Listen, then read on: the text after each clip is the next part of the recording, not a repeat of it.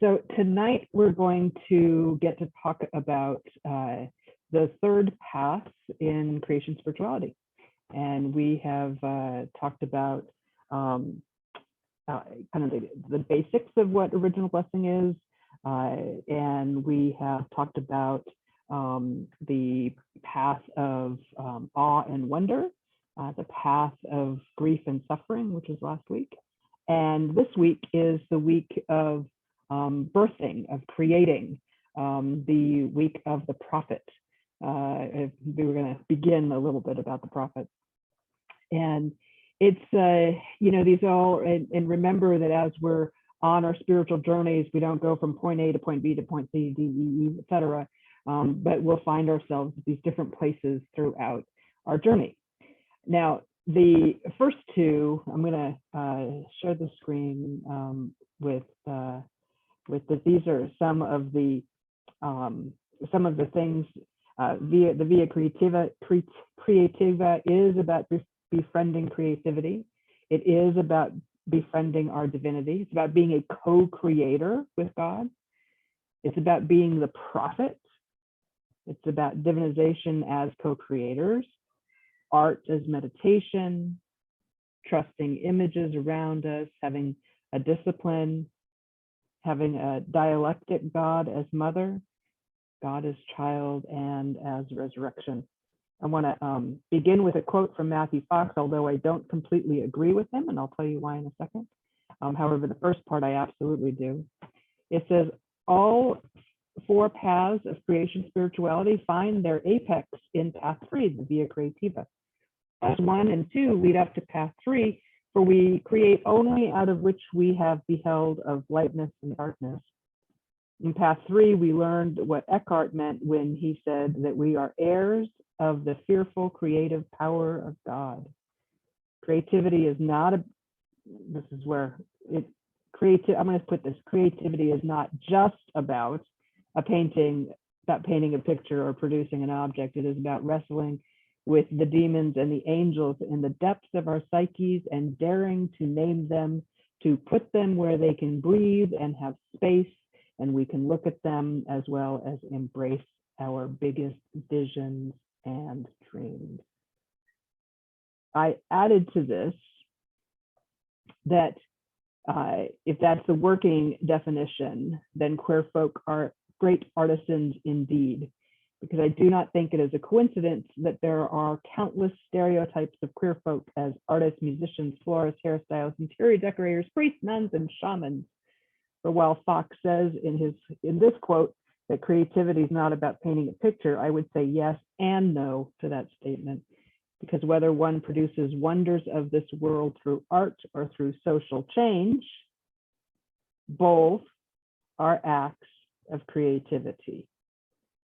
I believe that on a subconscious level, many queer folk have gravitated towards creating beauty and awe, if for no other reason than to find an outlet for all of the beauty oftentimes squelched within them by church dogma, families, and society. And additionally, queer folk have often held what I refer to as spiritual catalyst positions in tribes, villages, and societies. They often have been the shamans and the priests, the priestesses, and the nuns, where they have helped hold the physical and spiritual realms in balance. They have been the midwives of birth and of death.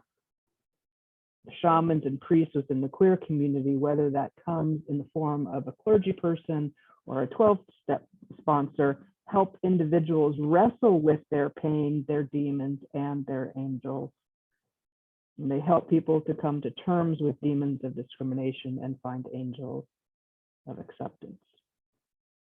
They help individuals to begin to see different images of themselves, not as the perverted oddity fit for a sideshow, but as divine creation that they already have been born to be. And they help to shine light into the darkest crevices of the closets into which many have been shoved. Another theologian said, gays and lesbians are to love creation of which they are a part of, and they are to face the shadow side of their lives. But when they do, this will free them for that which moves beyond the narrow confines of their own world. They are free for a prophetic role. All Christians are called to prophecy. Gays and lesbians in particular call into question anything that continues the stranglehold of shame or the endless pursuit of approval from the outside. Along with prophecy comes creativity. Creativity not only in the aesthetic realm, but also in being able to redefine oneself. This creativity is translated into finding sources of the spiritual life. The emphasis on being the prophets of the world is often completely overlooked or misunderstood, but creation spirituality speaks of them in a fresh way.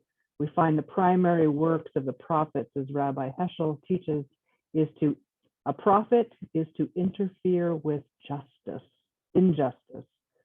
Prophets wake a sleeping people, cry in the wilderness, and call people who are wallowing in injustice and neglect back to justice and peace.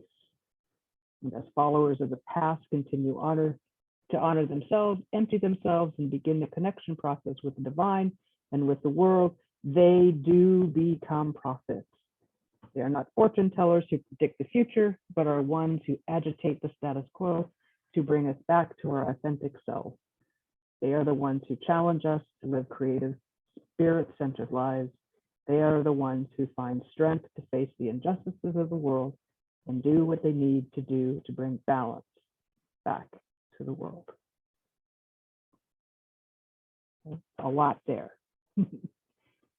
But some of the main points, again, to remind us, is that the Via Creativa, the path of creativity, it is about creativity, the painting, the pottery, the writing, the poetry, the songwriting, music, all of that is a huge part of it. Things that we usually think about when we think about what's creativity. Usually artwork comes to mind, right, of some sort.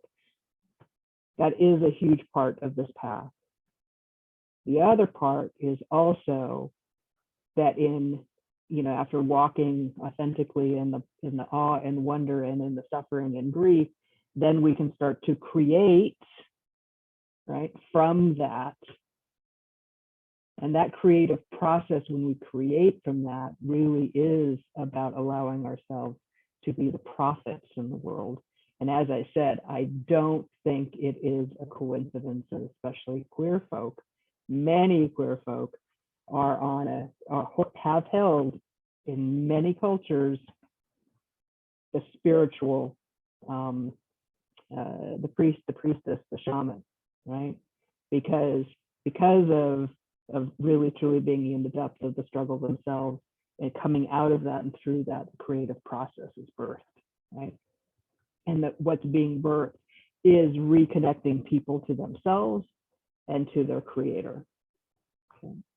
So those are some big components of what the Via Creativa is about. So let's entertain some questions, and then I have a piece I want to show you, and then we'll go a little bit more. What are your thoughts about that brain dump? Anybody? Christy? Okay. So it's very interesting because I was talking about dabbling in watercolors and stuff, but I don't really consider myself to be artistic, but it's really interesting. I mean, I'm very creative in different ways, but I don't do that, or I haven't so far. But the whole idea of bringing people to justice, and I think about that's what my life has really been about, is about bringing people to justice. I hadn't really ever thought about it in that particular way, so it gives me another way to consider how that all plays out and what that looks like. So I felt, I was like, whoa, that's different. I never considered that before. So that was my aha. That's your aha. Good. Thank you. Anybody else have a thought there? Yeah. Yes, John. I thought of the divine feminine again. For me, it's compassion and Mm-hmm. against at injustice, and the example of what happened with toxic masculinity at Mm-hmm. the awards. I mean, it Mm-hmm. just put things right out, and Mm-hmm. specifically the black man of Mm-hmm. the way he is treated in society and the way he is in his culture of protecting, because again, Mm-hmm. generations of black men hadn't been there. Mm-hmm. You know, it was single Mm-hmm. parent, and this whole Mm-hmm. thing has just brought a lot to the surface. Mm-hmm. Mm-hmm. Um, I also thought about anybody who suffered, and if you suffer deeply, Mm-hmm. that has, I think, propelled a lot of people to search. Mm-hmm. And in that searching can be the healing, can be the passion into many different things. Again, to create art, to Mm-hmm. deal with injustice. So, you know, I find that my high empathy Mm-hmm. and sensitivity, that when I interact with people, there's something that I want to gently draw to them when they're hurting others and they don't know.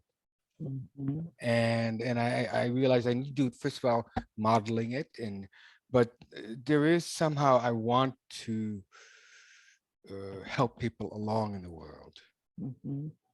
you know, because I Mm-hmm. think again, with wounds we have unique perspectives, and that's a blessing to see something, Mm-hmm. uh, Mm-hmm. a specific viewpoint. Exactly. So a lot of the divine feminine, I appreciate we spend all that time, because Mm-hmm. I see all of it is and of course I'm in men's groups, and so many men of the men's groups had come from a toxic masculinity. Mm-hmm. They were abused, they were neglected, Mm-hmm. they anyway, and they had all kinds of shit happen. Right. But at the same time, there are large numbers of people who are Mhm. looking for help and make a difference, and that's it. Exactly. So fine. Exactly. Yeah. Thank you. And something you said that the two of you said also reminded me a few weeks ago when we had our um, the scripture reading for Sunday. We used the creation story, and we used from John as well. And in there, usually it's translated, in the beginning there was the word.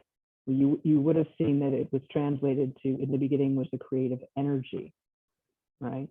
Because the word translated as word is Dabhar, Dabhar, which is creative energy, right?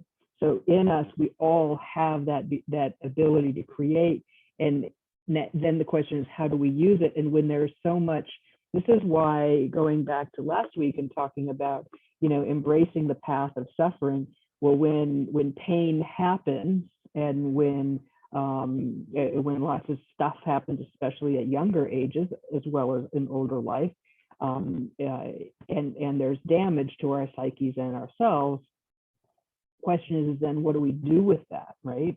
What's the spiritual container we have hold that in, and then how do others deal with us when we're in that place, right?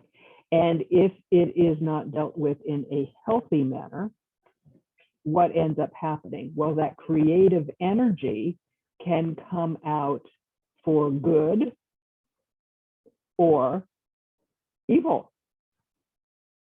Because I'll never forget when one of my teachers said, we all have the great capacity in us to be a Hitler or a Mother Teresa, right?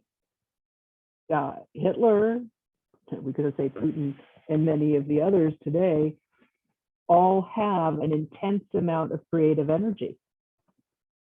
They very creatively are using their destructive forces, right, to just literally destroy and kill, right? What if all of that energy was used in a life-affirming way? What if that all of the amount of that creative energy was used to you know, to help those in need, right? Whatever it is. I think, you know, as you said, we saw definitely a good, for all a multitude of reasons, a lot of good example of toxic masculinity at the award, but there also was an amazing action of what I would call divine love there as well, of sacredness. And that's when at the very end, how Lady Gaga and Liza Minnelli interacted, right? An immense amount of creative, loving energy between the two of them, right? So I think that, you know, right there are just two examples of how energy can be used in an intense situation. It's not the same, but there was an intense trigger for both situations, right? And we witnessed two very different ways of using creative energy, right? If you notice, Lady Gaga began to sing to Liza Minnelli. I don't know if anybody caught that. And for that split second, Liza started to be able to focus a lot better than she had been before because her mind was wandering. So Lady Gaga used, for instance, you know, a positive way of harnessing that creativity, and some healing happened. So we all hold the ability to do great damage or to do great good. Question is how will we choose it? Which again is why, you know, having a good understanding of containers on how to guide us and be with ourselves in the good and the bad and the ugly can have a big influence on the outcome.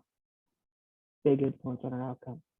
You know, I really feel greatly for children in Florida right now and in other states, right? And teachers and caretakers, because just yesterday the governor signed the Don't Say Gay bill, right? And I thought to myself, what have we fought for generations to be able to do? And that is to have our children affirmed. And we're going to start seeing, you know, you go straight back in all the anti-transgender bills and all of that, all of this fear. This is what we're seeing in society right now, is using creative energy. There's a fear, but a lot of people are using this force of creative energy to take their fear and weaponize it. And the end result is our children, as well as adults, are going to get hurt badly unless there is another container that they can be in to know that they're okay. But because a lot, again, the reason why I think this is also a really important conversation for this community is because I don't mean it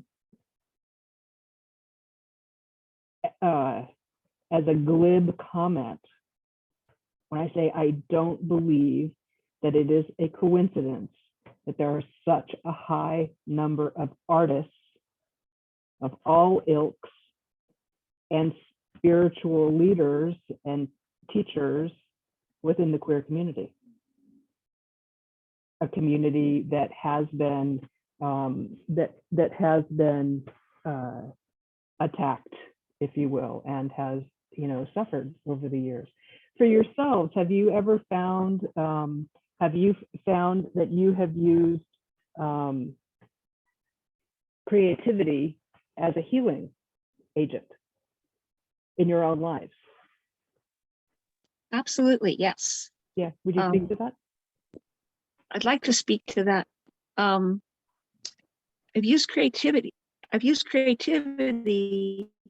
to really reach out to people in a way that isn't common in our society, just because the common way is something I usually try to avoid. So when I use creativity, like when I'm teaching ceramics to the students there, I noticed right away they come prepared to be creative. They're quiet. they're calmed down, and they're really receptive. But the other thing is they keep themselves humble. And this is an amazing thing, because now this is what I mean when I'm addressing people that aren't how I would normally address them in the world. It's a different setup completely, but it's all done through that creativity. It's an incredible power. Before I say anything, they just come into the room like that. And there's a lot they respect me. They are there to learn from me. They know they can learn a lot, and they feel blessed and privileged. They've told me that they get me to themselves, kind of a thing. Right. Again, that doesn't come out of a work environment. People don't feel that way, like when they go to work or they go to the shopping market or something. It's just not common that is a part of our world. But yet, what a different world it would be if creativity was in charge. And that's that other side of our brain, that is the right side of the brain. It's a wonderful place to go when you're creative. Even, I know, Christy, you said you started the watercolor painting. I think it's fabulous, because you got to remember something. What makes you an artist isn't what's on the paper or the page. It's the experience you have in your hand. It's the experience you have in your mind. It's the experience that happens during your painting or drawing or writing a song or singing. But if you think about it seriously, when you pick up a brush and you start painting, your experience is that not uncommon to, like, you pick a painter that you admire. I like the Impressionists, so I think of Van Gogh, or if you like the Renaissance people, there's like Leonardo da Vinci. But your experience, when Da Vinci did the Mona Lisa, your experience with that brush and the watercolor is the same as his. Now, he can outdraw me. He's a better artist in that regard. But the thing that we don't understand sometimes and isn't clear is the experience, and the going through it is just the same magnificence that the great artists experience too. It doesn't depend on how well you can render something, or how well I can throw a pot. Or we have to remember, as creatives, if we get our identity from the product, that's great. Hey, I threw a great pot and people love it. But I have to remember that even if that pot fell, I can still feel good about me and the experience I had, because I got to spend time in the creative realm, and it captured me, it captivated me, and I was focusing on my power. It's one of the few places in life when you're in it that energy goes out from you, but you don't get dried up, because the energy will come back.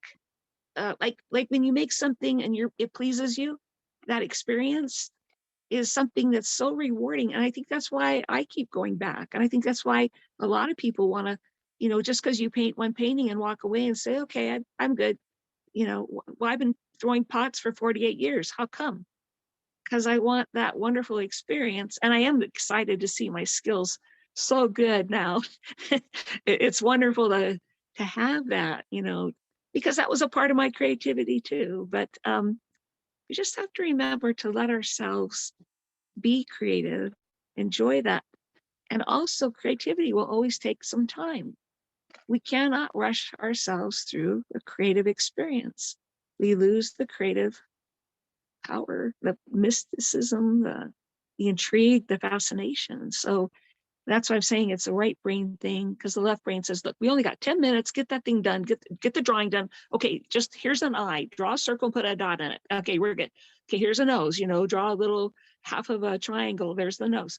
But the creative time is like, whoa, did you see that? There's like the space between the eye and the nose is fascinating. If I just draw the space between the eye and the nose, oh my gosh. And on the other side, the nose and the eye, the face is starting to appear.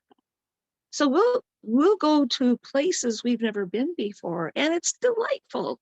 And if you've ever read the book or gone through The Artist's Way, this is a book that says we are co-creators with Christ. And I think it has 12 or 17 chapters that there's workshops on this, and all kinds of things you could do, a lot of journaling, and you take yourself out on an artist date once a week. You take yourself out, and you don't have to spend a lot of money. If your thing is office supplies, and you go in the stationery store and you buy the packet of 3 different colored sticky note pads, and it makes you excited, bring it home, and browse that store as long as you want, kind of a thing. Don't be in a hurry, or all these different things, because our artist needs to be fed, and that creative side of us is kind of like a little child, because it's not the adult that goes out and talks to the bank teller and says, I need this to move the money here and there. The artist is more childlike, and it needs time to play. That's why we do, I guess, why we do things over and over again too, that we enjoy so much, because it's just like playing, and man, it's the child part of us. So now through the creativity, we get to connect into a big chunk of who we are that we don't even use, unless we're seeking out to be creative and to find out what's that worth, what's that journey like, what would happen if I just got the watercolors out and just started moving color around, how would I feel, and it's okay to ask what if. It's okay to say, well, what if I get some chalk out and sit out on my patio and draw, or just color in some squares or rectangles or make shapes, or it's okay. So I just really wanted to share that, because I think there's a lot of value in you guys grasp, the things I've learned, because they've given me a lot of peace. I don't draw like Michelangelo, and I don't paint like him. I try to paint. I love the style of Van Gogh, and I do my own because it inspires me. I don't do it to copy him, but I feel so inspired and delighted by his pure colors, brush strokes that are passionate, and thicker paint. It's like playing with the paint for me. So here we go back to play again. So creativity and play go hand in hand. And you can't force the creativity. You can't say, okay, I'm scheduling it now, and in 30 minutes I gotta go whatever, something else. I gotta go run to the bank, or it's just something that can totally consume you. And God's right there in the minute, and you can talk to him through the whole thing, her, our divine feminine. It's an amazing experience.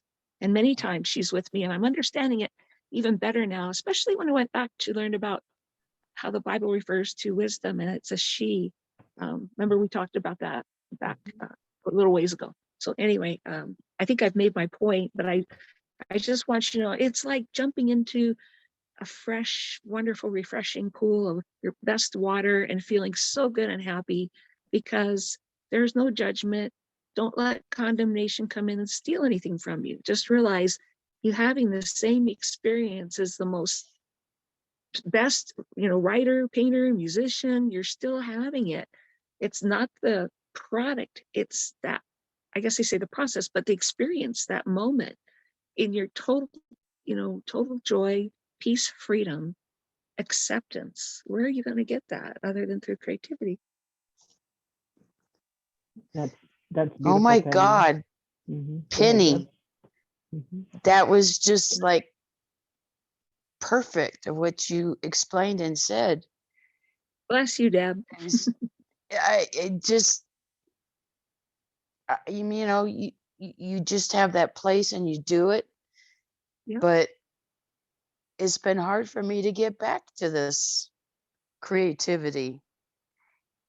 And It's very just hard because everything that you said is exactly what I needed to hear. grab onto it. It's just like, it's like jumping on a sled and going downhill. Whee! That's what it is. Just don't let anything stop you. Right.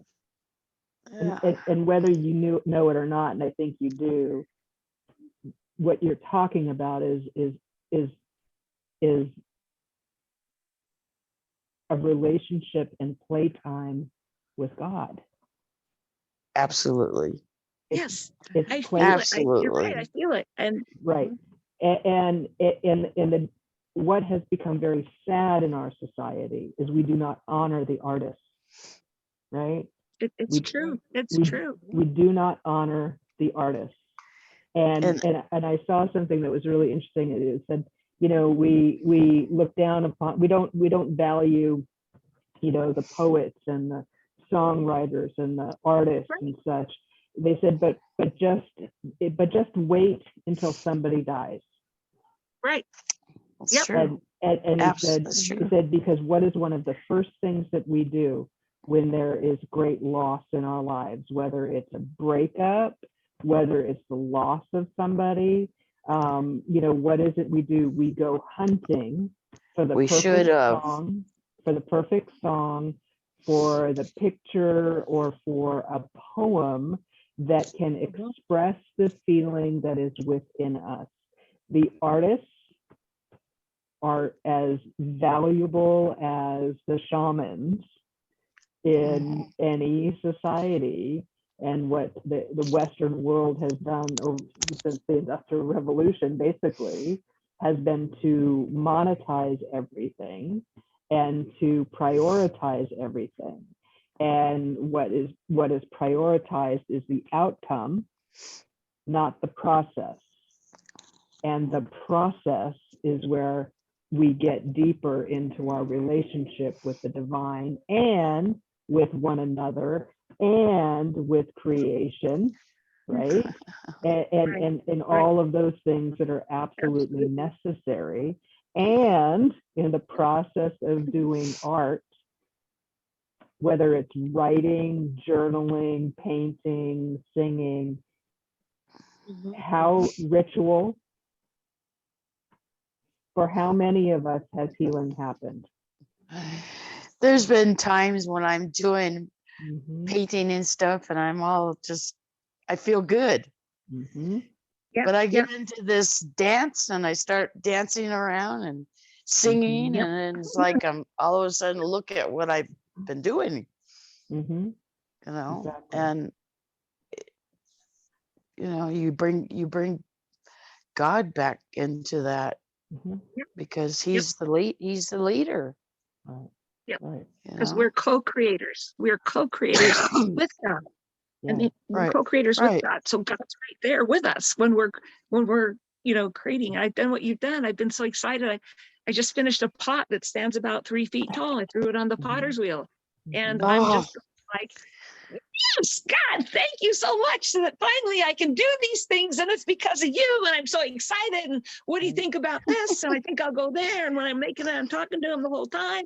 And I was literally praying, Jesus, help me. Show me how to throw on the wheel. They call it throwing when you make a pot. So help me. Jesus, even when I'm making it, I'm going, Jesus, help me. I need help because I have more clay at the bottom and I can't quite pull it all the way up.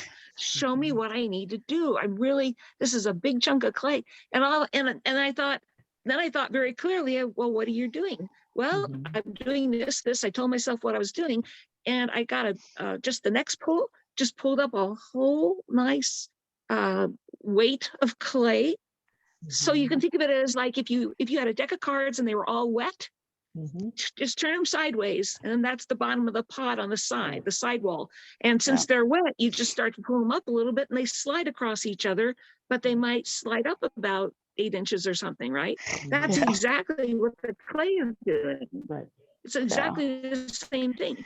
So God, if you ask him to be there with you to make the pot or the flower that you're painting or whatever it is, the inspiration to do what your creative dream is, he'll be with you every step of the way. And Pat, I'm so glad you said that. It's so true, because I feel so it's such a loving thing. When I was a different person, I was an angry person, I would get angry.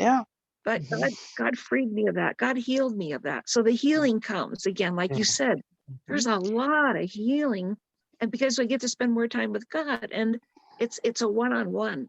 That's what's so neat about it. It's so personal. It's so beautiful. And I just say, God, you're just delighting me so much. This is so wonderful. Excellent. Ed? I think that it's kind of interesting because what a shaman does, what they're trained to do, you have to like go through some training and initiation to really get it, is you go into an altered state And you could do that through the drums. You could do it through breathing. Sometimes people do it through plant medicine, but you don't have to do it that way. And what they do is, in that place, there are answers that come. They come from the ancestors. They come from the elements. They come from creation. And sometimes they can journey to the middle world. They can journey to a place that looks just like this world, and they'll journey for someone. It's like, hey, what's it this person needs right now? Or let's do a soul retrieval, or let's do some healing work here, and really work on that, and work on letting go of those things that's being held on to. Exactly. Now, that altered state is not too far away from the same exact place that singers get into. That's why sometimes there's chanting involved. And the place where painters get into when they're making a painting, they get into this other state where it's like the Holy Spirit can speak through. It can come through, in, through, and as us. And something comes out. And sometimes this is why I like the conversation we're having about letting go of the monetizing, because it becomes about product and professional, and that's a whole different ballgame. But sometimes just doing a little doodling or something, I'll be I'll be at a meeting at work, and I'll just be doodling on a page just because I enjoy it and my brain is just processing something. Or sometimes you paint not because I'm making a product that I'm going to sell, although there's nothing wrong with that. But sometimes I paint just because it feels good. Right, exactly. And that there's value there too. And that's the part that doesn't get told, because there's such pressure to always make something good enough. Well, part of what Julian Cameron in The Artist's Way teaches is just really what inside of me wants to be expressed right now. And that can also come out, by the way, as creative problem solving, like what Christy was saying about being able to be a justice warrior. That kind of does that too. And that's the same creative energy that it takes to throw a pot, is the same creative energy that it takes to do social justice work. Yep. It's the same energy that's channeled in different directions.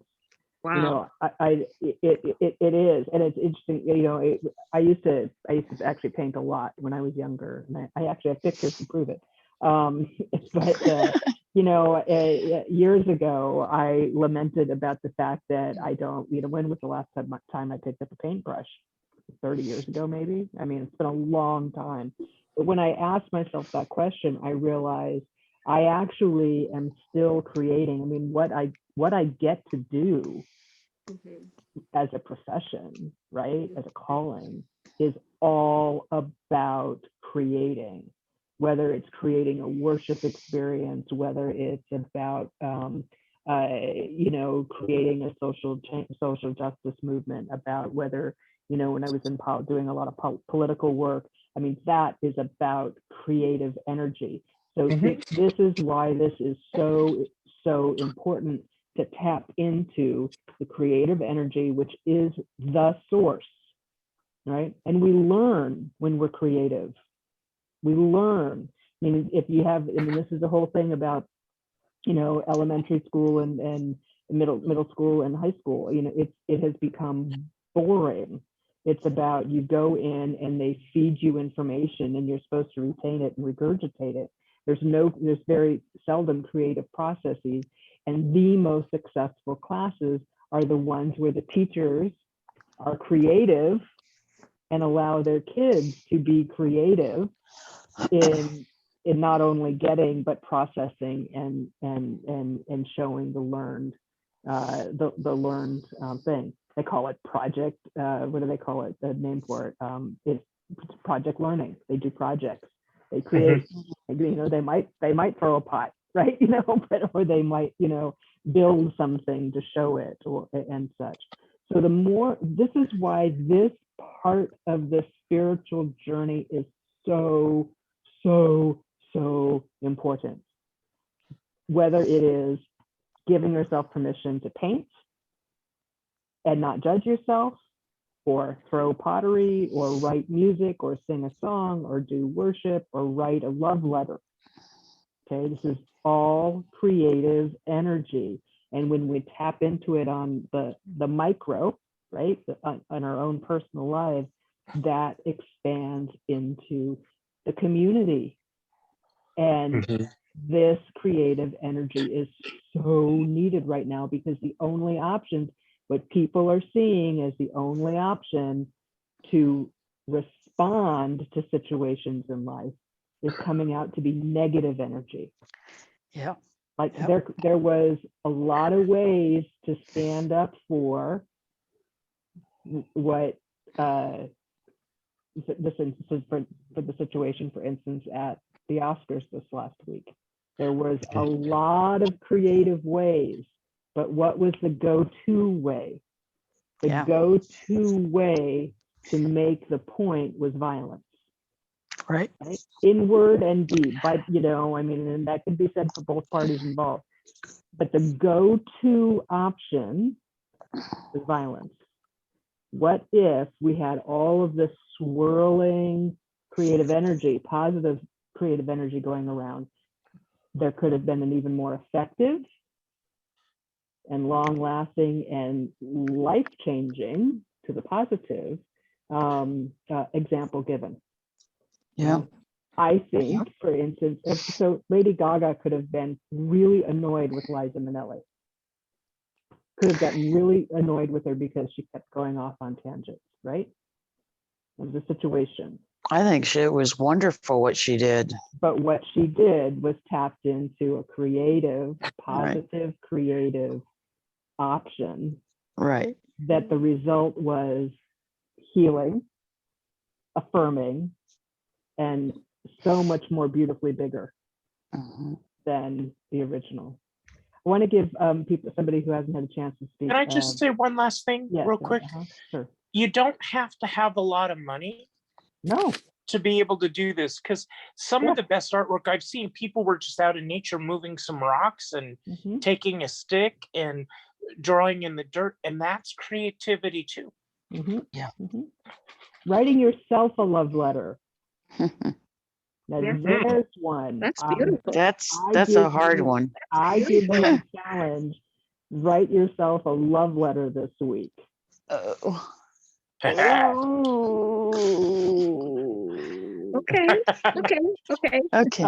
Tom? And I have one more thing too, if I may. Oh, yeah, okay. It's just on this topic of how creative the world can be. If you guys haven't had a chance to watch, there's a show on called Zoe's Extraordinary Playlist. Have you seen it? Yeah. Zoe's Extraordinary Playlist.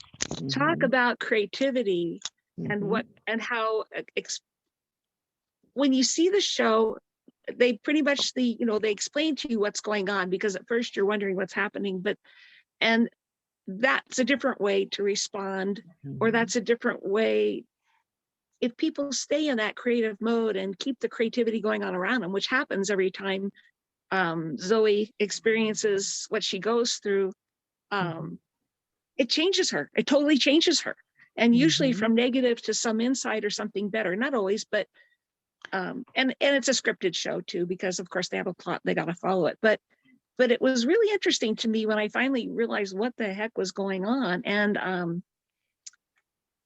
it made me think about the creativity. It just taught me more about, in every moment, there's that creativity. In every moment, we don't have to respond, like you said, we don't have to go to the automatic default negative. And I got it too. I get mad, and that's it. I'm like, "Rrr." But if I just, I've changed my response a few times.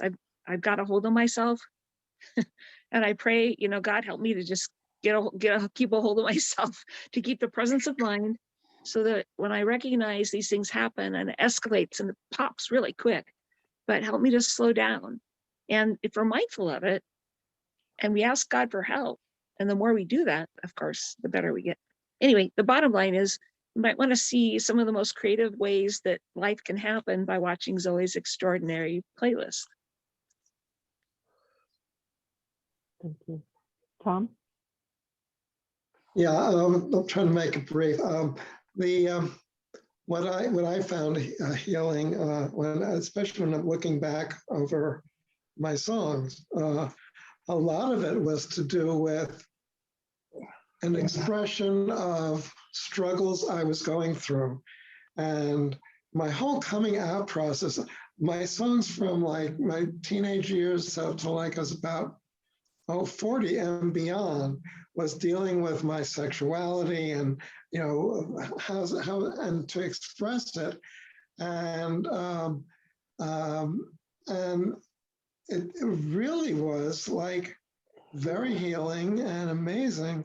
And, you know, I'm looking back and it's like, how did I ever, you know, wow, I did that, and, you know, like, and stuff like that.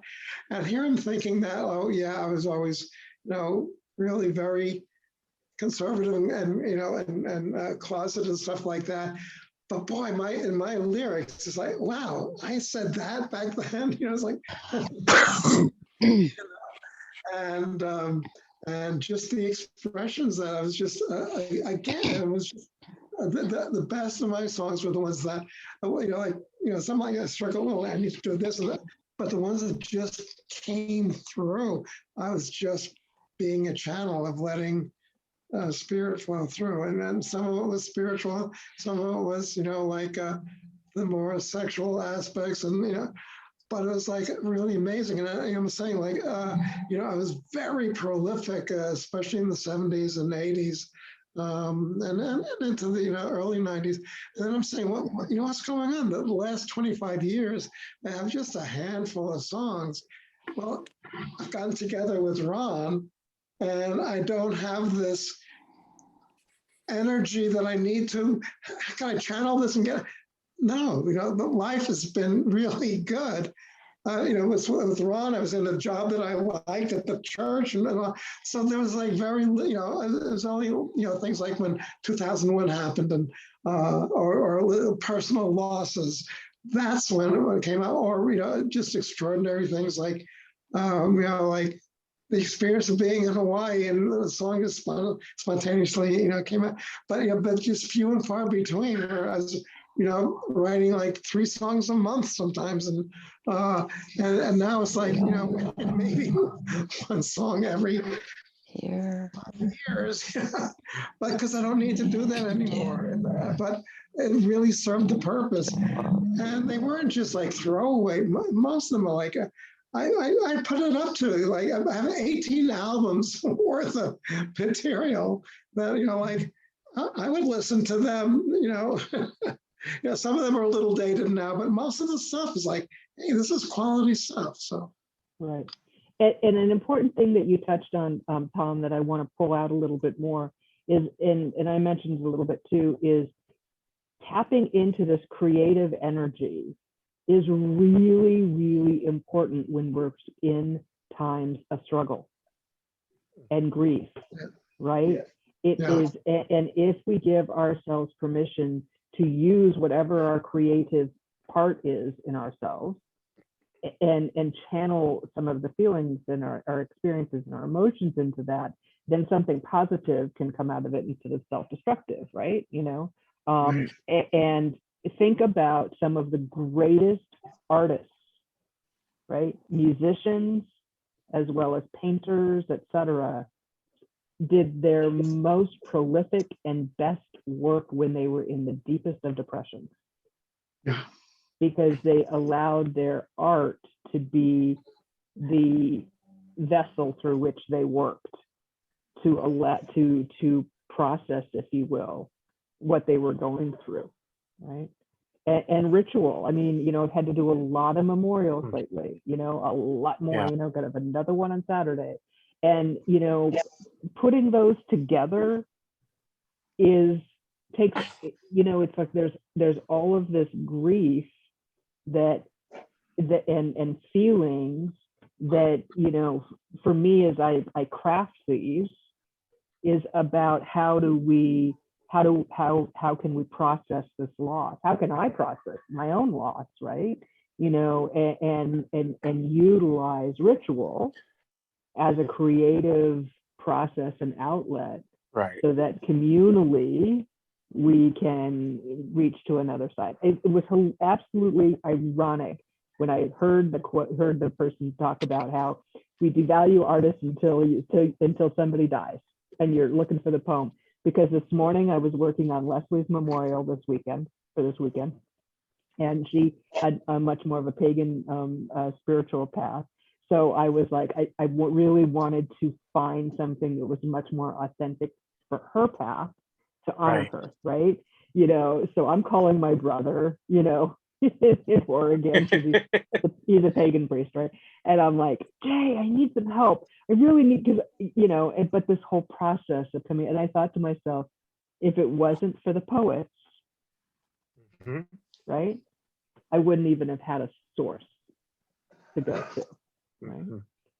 So, Michelle, do you have any thoughts on the topic at hand? No, okay, all right. I wanted to tap into. And John, any other? No, or Paul, if you're still with us there. Anything? Paul sure has a lot of creativity when he's making all the choices with the organ music every week. Mhm, And Dr. mhm, Michael and all the musicians and mhm. Yeah. So what's a way, we'll just do a last thing before we close, and I'm going to close with a song.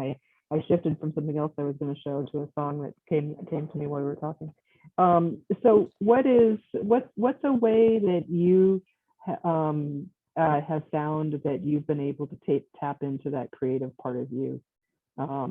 If you haven't mentioned it already. I know that Penny mentioned, you know, her 3-foot high piece, and Christy in painting recently. But what other ways have folks found, you know, and think outside the box? It doesn't necessarily have to be. I mean, I've shared with you, you know, my creativity now is not expressed through a paintbrush, you know. But I will tell you, Play-Doh is great. If you don't have the ability to go throw pottery, I have to tell you, for anybody who's been around kids, one of the reasons I love being around kids is because they are little kids, is they're given permission to create really bad stuff, but we get the ability to create. I loved helping out in Ray's, you know, kindergarten and first grade class, because it's like, you know, I get to play with Play-Doh, you know. So, but so what's a way that you have recently, or maybe in the conversation it's come to you, of something that you can do in the next week or so ahead? Well, with me, my recent creativity are my weekly reflections. Yeah. And you know, it's sort of given like little deadlines, it's a forced practice, but it's not like if I have to. Sometimes it's like, no, I don't feel like doing it. But most of the times it's like, oh, good. Now how can I express this? And what I try to do is bring in, you know, the 12-step things. What's my experience, strength, and hope on this? So even within the scriptures, okay, this is what the scripture is. Now, what have I experienced? And that's why I try to, and in fact, you try to quote my songs and poetry, and I try to, you know, or my just experiences, and do that in a creative way, and to show that, see, this is stuff that I could still proudly put in, and because it's still valid. It certainly is. Absolutely. Thank you. Anybody else, John? I've had photography has been one of my main outlets. But going to Palm Springs this weekend, the people that I stayed with, I watched the cook, and very simple things.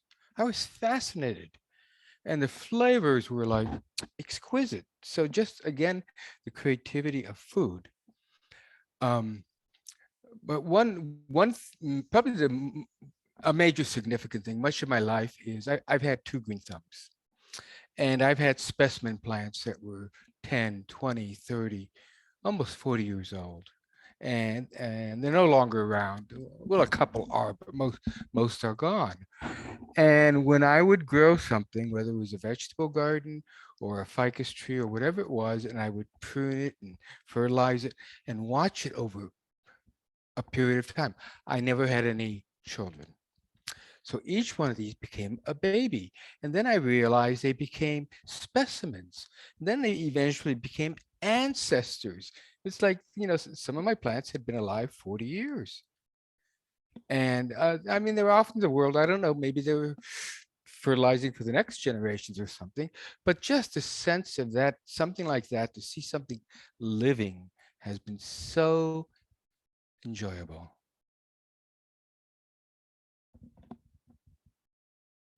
That's great. Thank you. Anybody else? Can you share? It doesn't necessarily have to be something about what you might do, but something that you've done recently. I'm going to ask you, Michelle, I am going to put you on the spot. Getting to go to the beach. Talk about how, because see, that, in my opinion, is really in the awe and wonder and allowing yourself to be blessed by, right? How did that help you? What did you get to do in that space? It was a lot of time on self-reflection. Mm-hmm. Very peaceful, beautiful sunsets. And I really got to find my inner self again. So I am really at peace at where things are right now. It's a very good feeling. I haven't felt this way in a long time. So it's good. And that is a creative process. You allow God to work with you and through you to create that peace of mind. Realize that? Yeah. Good. Good. And part of it is you get to sit and see, in my opinion, what's the best artist in the world in seeing those sunsets. God and his beauty. That's exactly right. That's exactly right. I'm glad. Good. God showed up. Just when I needed him the most. Mm-hmm. Imagine that. That's awesome. I'm really glad, Michelle. Good. I did hit my bottom last week before all this started, so and I'm good now. So that's good timing. God's got great timing. He does. Well, the cool thing is you didn't stay there. Yeah. Yes. Right? You didn't stay there. Good for you. And you were an absolute co-creator with God to help you through this place, to this place. And I just want to say that so that you realize you were a part of this process. You were a part of the process to get you to where you are with the help of God. Good stuff.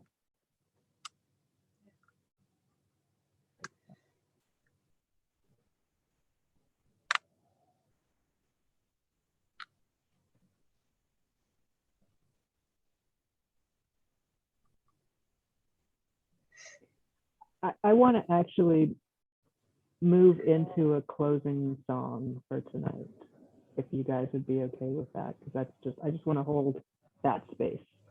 Okay. And I shifted gears when Penny was sharing the amazing stuff, all of the realization and the process. I mean, that what you shared, Penny, was really the heart of the message for tonight. But one of the things that came to me was the song that all of us have heard, I am certain, and I think is a great way of hearing the message for us tonight. And that is The Potter's Hand.